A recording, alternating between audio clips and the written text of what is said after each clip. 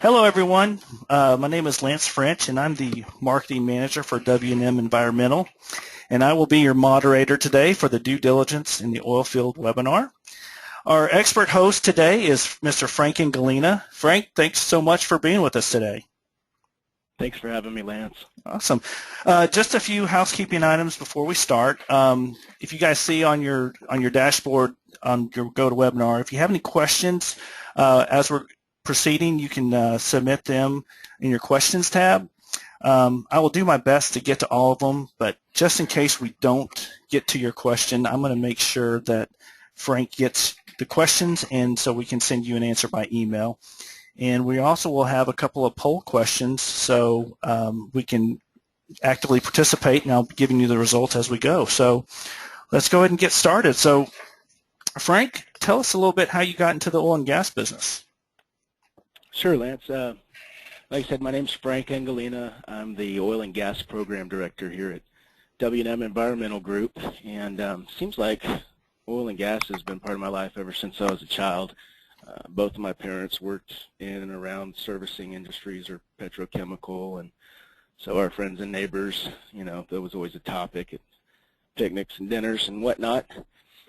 Right out of high school, I got a job in the Four Corners region in Farmington, New Mexico as a roustabout working for a servicing company. Spent the summer out there. And then while I was in college, I had internships with companies like Pioneer Natural Resources working as a engineering technician. Right out of school, I got into environmental consulting, and I've just gravitated towards the oil and gas portions of the work pretty much ever since. Okay, awesome. Okay, so what we're talking about today is environmental due diligence. So what are we talking about when we say that? You know, it's a good question. The term gets used by different people and places. For example, a landman will call due diligence, and that has more to do with placing royalty checks in people's mailboxes than it does what we're here to talk about. Environmental due diligence in the oil field for us is commonly referred to as a phase one, and it's basically a tool that we use during the acquisition process for upstream and midstream properties. Let's say like that oil well that you see in the picture. Could be a tank battery, compressor station, injection, maybe a saltwater disposal well, even midstream facilities, gathering systems, or maybe even a gas plant. And the objectives of that environmental due diligence are to identify and exclude any unacceptable liabilities from the transaction, document the conditions at the time of the transaction, and then planning for the future, ultimately just identifying what is out there that could be a liability. Our approach is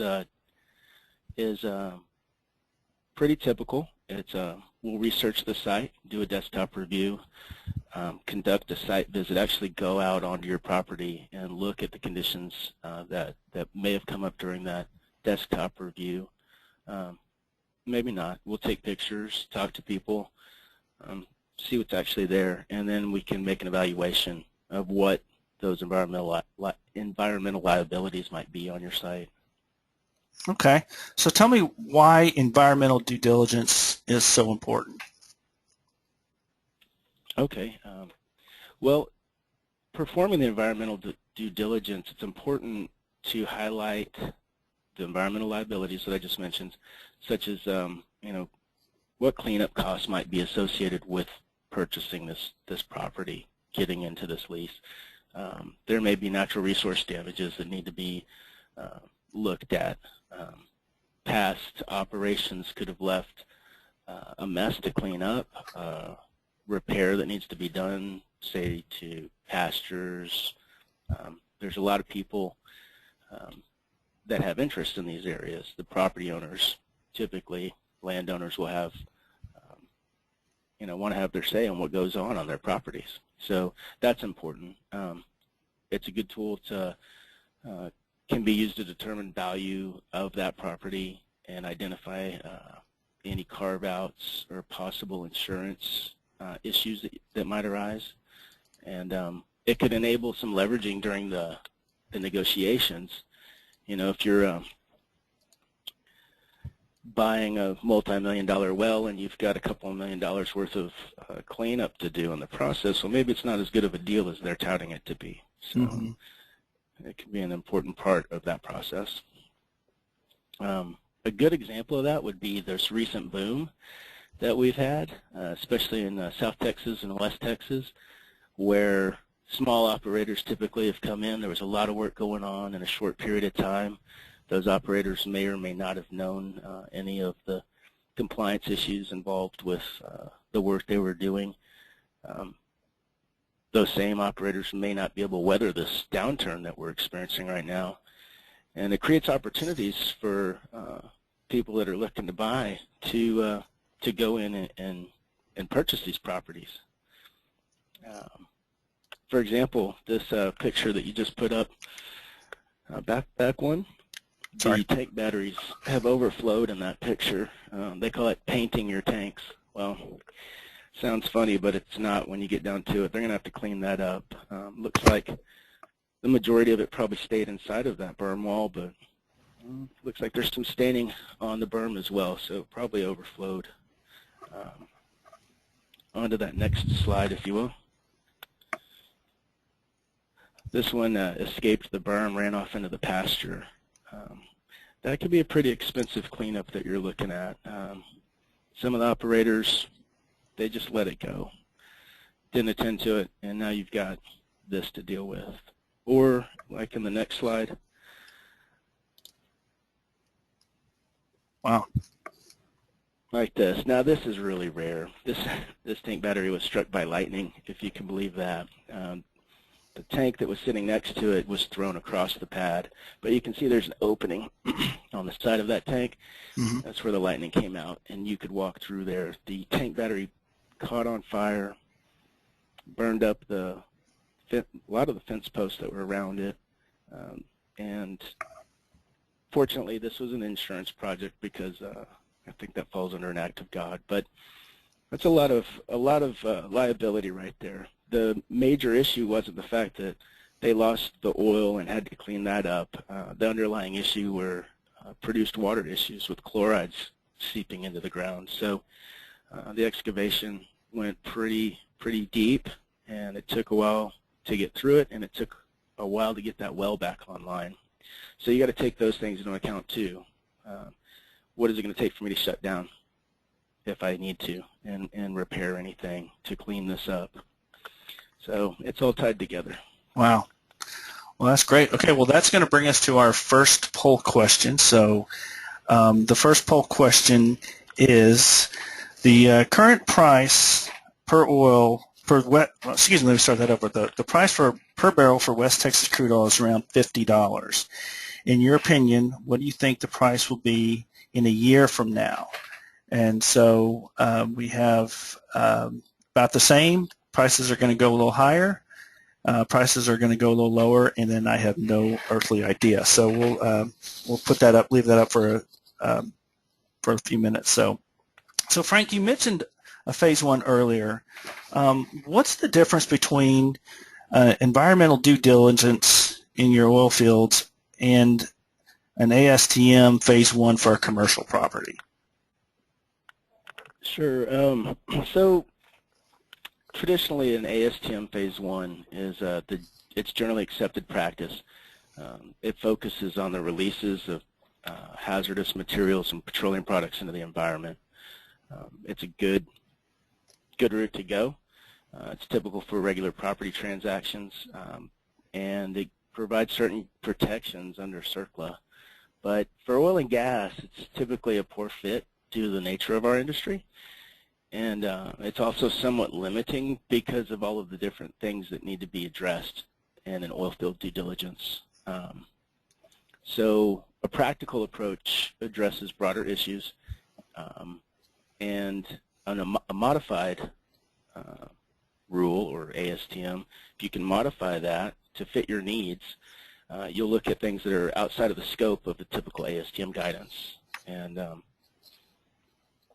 basically what it comes down to is you can address your company's tolerance to risk.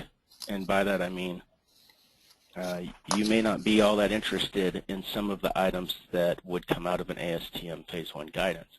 Maybe you've got a high tolerance to risk and you just want us to look at 10% of what is out there and get a good idea of how that operator handles their business and accept all of the other liabilities that would go along with that. On the other side of that, you may have zero tolerance to risk, and so you need a more thorough review of what is out there and what you're getting into, what liabilities you might take on. So I hope that kind of illustrates the differences for you. Okay. Well, what type of environmental concerns do you look for when a client's buying in oil field properties, and what are some of the issues that can be found on oil field sites that would impact due diligence, the process? Okay. Yeah, so spills are always a big issue. We want to look at spills. Our historical records can show some of those aerial photographs. Google Earth is a really good resource, but is limiting in how far you can go back. You want to look at spill reporting. Has anyone reported any of these spills? You may see one in the field, but if it hasn't been reported to, say, the Railroad Commission or the New Mexico Oil Conservation Division, and should have been, that could be a problem. And it also points to the work practices of that operator. We're going to look for any active leaks. Housekeeping is a big item. Housekeeping is a good indicator of work practices as well. But just having general debris in the wrong places, storing materials inside of your berm wall that aren't supposed to be there, trash on site, things like that. Old equipment that's out of service but staged on site could be in the way, things like that. We look at compliance issues. Could be SPCCs for bulk storage, greenhouse emissions, and air permitting. Do they have those? Have they looked at them? Did they report their greenhouse gas emissions for this year? We'll look at possible wetlands. Threatened and endangered species, things that are traditionally outside of the scope of that other Phase 1 we were talking about. We could have suspect asbestos materials on site, pipe wraps, tank insulation. Those things can be sampled at the time while we're there, rather than identifying it and then coming back later. It's just a step in the process. Norm could be an issue for you. Depending on your location, the geology of your formation. And so you might want to know if it's been screened for norm. There could be lease conditions that you're looking for, road access. Water is always an issue, trying to find water. Do they have active water wells on site? Can you purchase that water from the landowner? Things like that. Other considerations would be those property owners, because you want to make good neighbors with the property owners. They can really cause some problems if you don't, and ultimately you need to be in their good graces. And then also maybe looking at the neighboring operators to see how their operations might impact your facility, your property, your site. That can be an issue that needs to be addressed during the due diligence phase, or just internally for you to know about in case it comes up later. In cases like some that we work on, let's say a joint venture, you might want to know more about that company and how they do their business. Look at their safety programs and their records. Look at their permitting. You might want to address some social and cultural resources in the area. I know in certain areas you may be on tribal lands or something of that effect, and so you're going to have to change your operations. It's not going to be the normal. You'll have to get additional permits and things of that nature. Okay. You mentioned norm screening. Can you explain exactly what that is? Sure. Yeah. So norm is natural occurring radioactive material, and it's found in some locations due to geologic formations have higher levels of radioactivity. A norm screening out in the oil patch can be a simple check with an instrument where the technician would go along with the meter and put their meter on certain locations, say pipe bends and fittings, the sides of tanks, places known to have scale buildup, or places that we know if there's norm, typically we'll have the readings in those locations. Maybe it's in the reserve pit from the cuttings. It's a pretty quick screen, so if you're going to have one performed, it's typically good to have it rolled into something like a multi-inspection, so that you can kind of share the cost with other compliance issues that may be out there. Okay. So a multi-inspection, what is that? Can you explain that? What does that entail? Yeah. So a multi-inspection, we provide these for a lot of the operators, and it's a series of compliance inspections, basically. So you go out on site. If you're only out there to do a norm screening and you're going to drive all the way back to the office, you could do more while you're out there. So it's kind of a bundling of things. Typical to some oil and gas operators would say SPCC plans. Do they have SPCC plans? If no, why don't we just go ahead and evaluate that site for SPCC? We'll measure the berm walls. We'll measure, evaluate their containment, measure what they've got on site, and see if it's adequate. Write that report up. I think I talked about air permitting before. Mm-hmm. We can evaluate that site for what type of permit it needs, and that's kind of a double effect, so you can account for greenhouse gas emissions and do your air permitting at the same time. And, okay. Then maybe just a general site inspection, because OSHA's gotten involved with oil and gas here in the last couple of years. It falls under their construction rules, and you need to have certain things in place. Windsock on site. This is just general safety issues. Whether or not H2S gas is present. Things of that nature, condition of equipment, roads. Is there a well sign on the location? A lot of times you get to location, there's no well sign. We can cover a lot in a short period of time. One day, hit a couple of sites. And we call it a multi-inspection because we are inspecting for a multitude of compliance issues right there. Okay. Well, great. Well, I think now would be a great time to share our first poll, our answers to our poll. So the poll results were about 15% say that the prices are going to be around the same. 56% think that it's going to go higher, and only 7 think that it's going to go a little lower, and 22 of us are actually telling the truth, and they're saying they have no earthly idea. So, Frank, what do you think about those results? I tend to agree with the people in the green there, 56%, and maybe that's just me being optimistic Texan, but from all accounts that I have, people are saying this is going to be an 18-month downturn, and so within a year we should be right about that mark, and I think it'd probably be somewhere 75 to 100 is what I'm thinking. Okay. Well, I will say this, is that if we were all accurate at picking oil prices, we'd all be millionaires, and we wouldn't have to worry about that. So, and pause for laughter. So, okay. So, all right, great.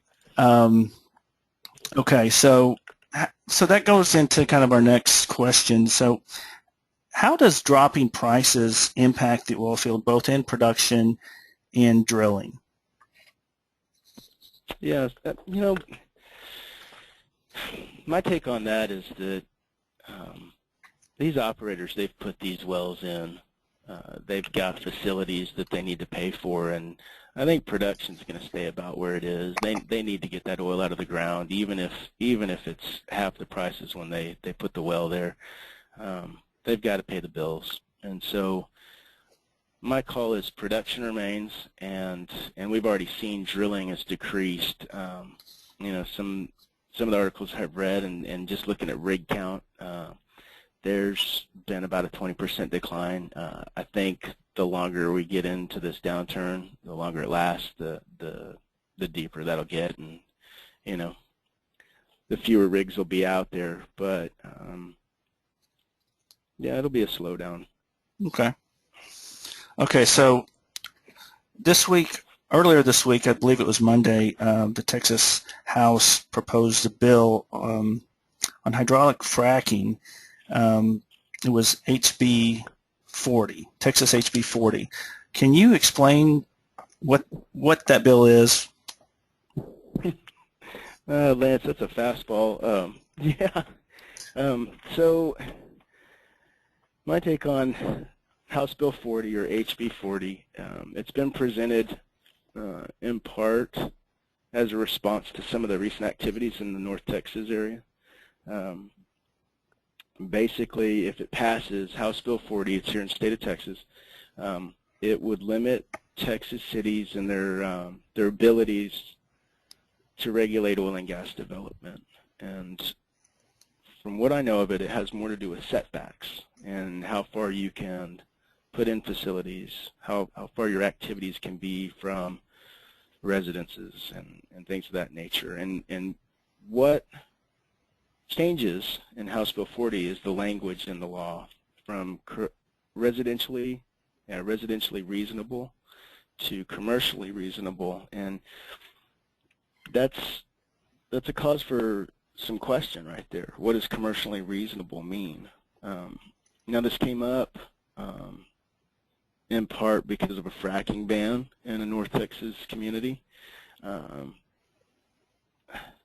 don't know, it's a touchy subject. There's a lot of emotion wrapped around that. So I don't know, there was a hearing, I guess that was earlier this week on it, and it hasn't gone to vote, but you know, no matter what side of the fence you are on that, you should speak up and you know, let your feelings be known.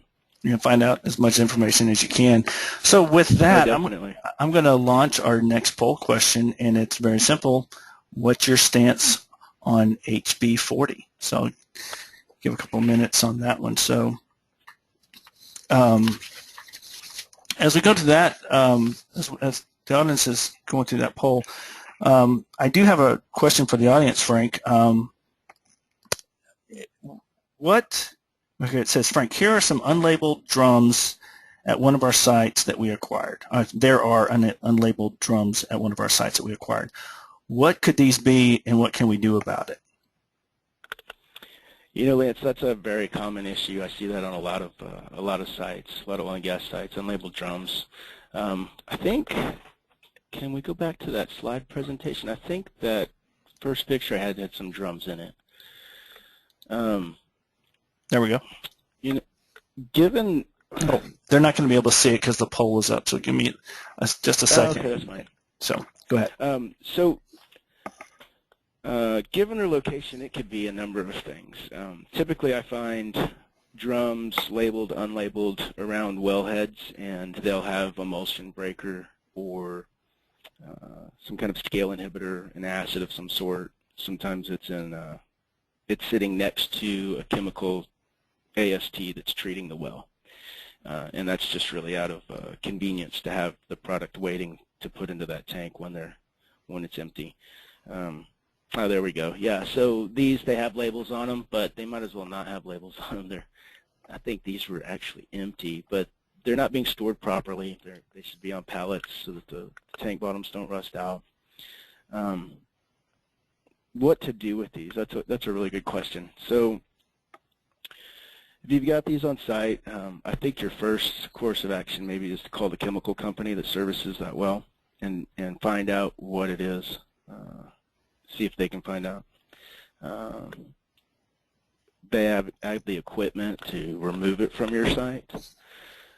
If that's not a possibility, there are some service companies that will come and sample. If they're empty, it's typically an easier process. But if it has contents in the drum,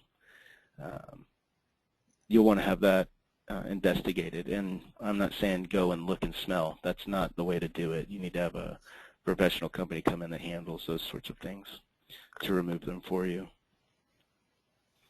Okay, excellent. I'm going to go ahead and share our poll results. So we have 6% of our audience are all for the bill, 25 are totally against it, 63% said they need more information, and 6% said whoopie whatty. They didn't know what that was. So that's interesting. What do you think of those results there? I think we have a pretty well-educated crowd here. I think we all need some more information before we make decisions like that. Okay, excellent. And I'm going to go ahead and launch in our third poll question right now. So while they're answering it, we can go to our question. Is does your company conduct environmental due diligence at the oil and gas sites? So while they're answering that, Frank, I'll ask this question. Let's say, for instance, I'm listening to the webinar and I'm getting a lot of great information, and I don't know if we're doing some or aren't doing any of them, or if we're doing all of them. What do you suggest my first step be? What should I do? Yeah, no, that's a good question. I hear this from time to time. It's pretty common. You're not alone if that's your situation. So a good way to get a grasp on what's going on in your company and what compliance issues you have, if you're doing them, et cetera, is to perform what we call a regulatory applicability screening, or a RAS. And what that does is it's a short process. You basically evaluate who am I regulated by? What do I need to be doing? Look at what you're actually doing. Could be nothing, could be exactly what you need to be doing. But until you really know, you don't know. So, and then finally, how do we get from point A to point B? And we call that a gap analysis. So if you need SPCC plans, you find out that you do have some, but you don't have them for all of your sites. Let's finish them up. Have they been reviewed recently? Are they due for review every 5 years? Is the program running smoothly? It addresses things like that. And so I've done some of these in the past. It's a good way to get started. It helps you prioritize what your needs are, and then you can systematically go through and cross them off your list as you complete them. So that's a good way to get a handle on it if that's what a question that's bouncing around in your head. Okay. Peter asked, can you please give the acronym for NORM again? Sure. It's a naturally occurring radioactive material. Okay.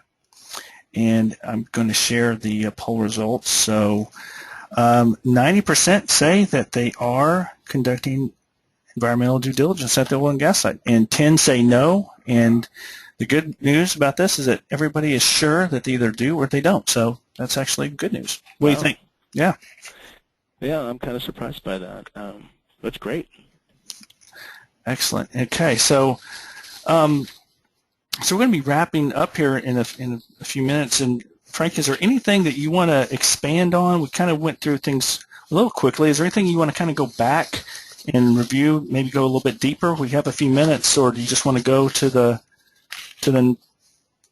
conclusions? No, I think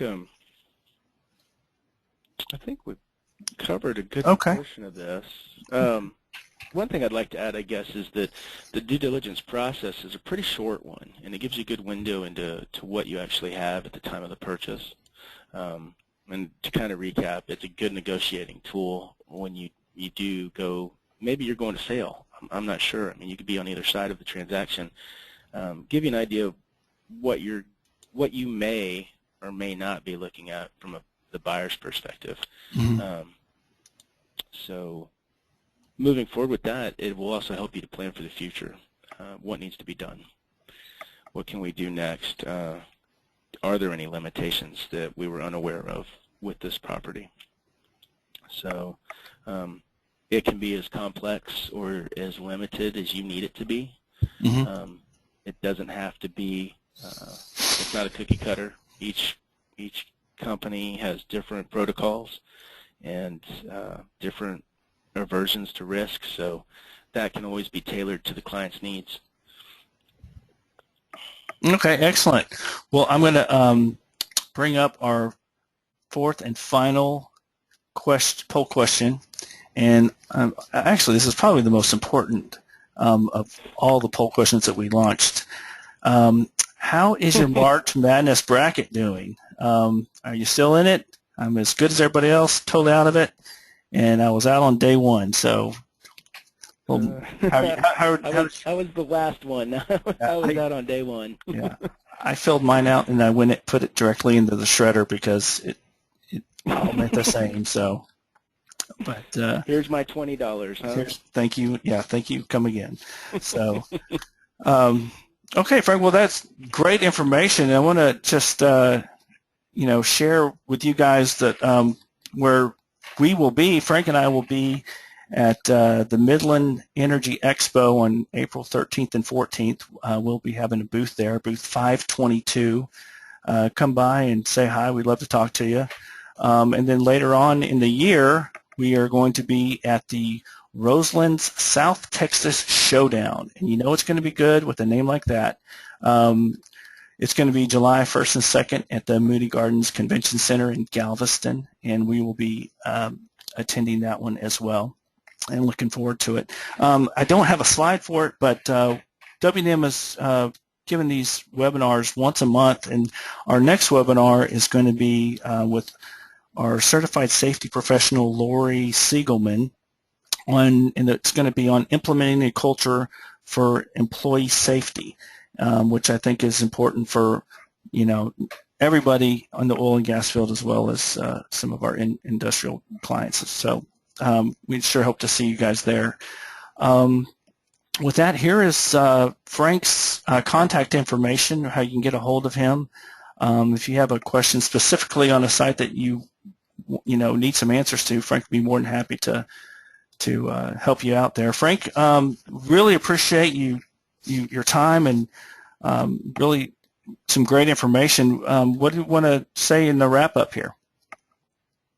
Well, I'd just like to thank everybody for calling in on the presentation. If you do have any questions, want to talk about it further, our talk is cheap, so go ahead and do that. And just if you can make it out to any of those shows, come on by. Terrific. Okay, guys, well, we're wrapped up a little early, and I'm going to just check the questions if there's any more questions. We do have one more question. Frank, do you got time for a second? Yeah, go for it. Okay, are there special considerations, Peter asks, are there special considerations for properties with fracking wells? There could be. Like I was saying, there's North Texas communities that have banned fracking. Obviously that's going to be a consideration. Getting into the fracking topic, I guess, you need to be careful about how it's portrayed. It's been going on for a long time. Texas has some pretty strict surface and groundwater laws, and so surface casing, wellhead protection, things of that nature. I know that it's a hot topic in the news, but people that are in and around industry, it's pretty much accepted practice. So if you want to discuss it some more, I'd be happy to. I'm not exactly sure where you'd want to take that conversation as far as special considerations. The engineers refer to it as well stimulation. We're trying to improve permeability and porosity to get more fluids or gas to that well bore. It happens very deep in the ground. So, but yeah, I guess if you have a specific question about that with special considerations, just let me know. Okay, I got two more questions. Can you give an example of how EPA audit immunity for purchasers of properties has successfully been applied in the due diligence process? Well, yeah. Are there any pitfalls? There are.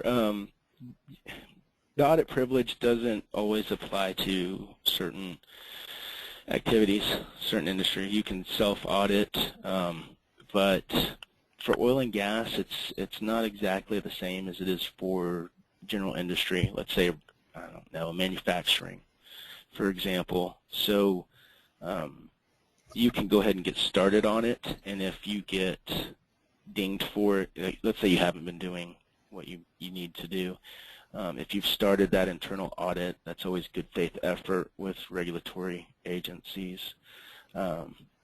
But as it applies to oil and gas, there's really not that kind of a, I don't know, protection, so to speak. Okay. Do you recommend testing for methane before well construction?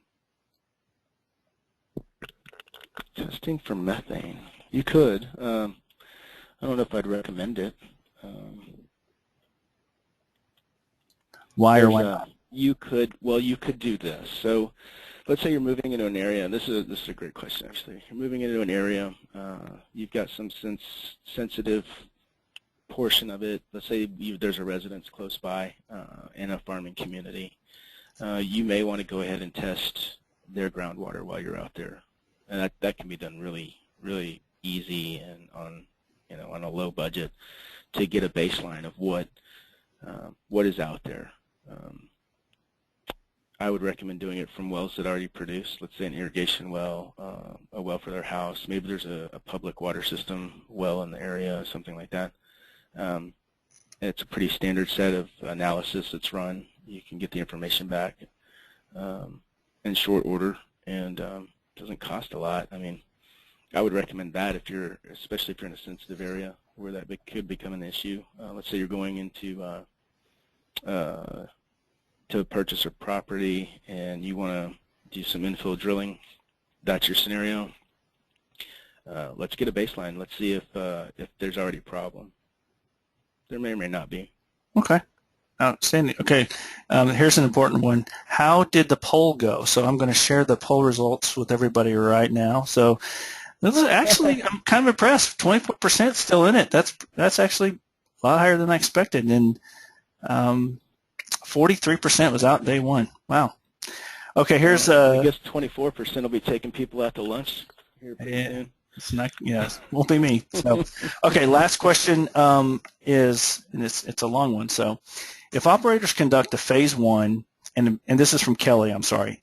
If operators conduct a phase one and investigate the identified wrecks prior to taking over a lease, they may be eligible for the RRC's voluntary cleanup program, where they can receive a release of liability for pre-existing contaminations if they agree to access. Okay, so actually this isn't a question, this is more of a statement. So they can agree to assess and remediate any issues. So, and if they can call Kelly with that. So do you want to expand on that a little bit? Do I need to reread that? Yeah, I mean, that's a great point. Yeah, so a lot of people don't know that this cleanup program exists. It's not particularly well funded, but it is available. And yeah, I mean, we can talk about it more. I think it's site by site occurrence. They do try to, they being the Railroad Commission, try to track down. I think this is maybe more applicable where operator is basically closed up shop and left town. Issues like that, if they can't find, they make several attempts to find the parties involved. Okay. So yeah. Yeah, Kelly has a number here she wants. So if you have any questions, you can give her a call. It's 512-475-0730. So I believe she's probably with the RRC. So, Frank, okay. Well, I appreciate your time. And is there anything else you want to close? No, I appreciate your time, Lance. These great questions you gave me. That curveball was a good one too. Yep. I appreciate that. Always trying to keep you on your toes. So, okay, I just wanted to let everybody know that we did record this webinar, and we will be posting it later on this afternoon on our YouTube channel, W&M's YouTube channel, and I will be posting that up here in a little while, and I'll send out everybody an email for the link. So with that, you guys have a great day, and we'll see you next time.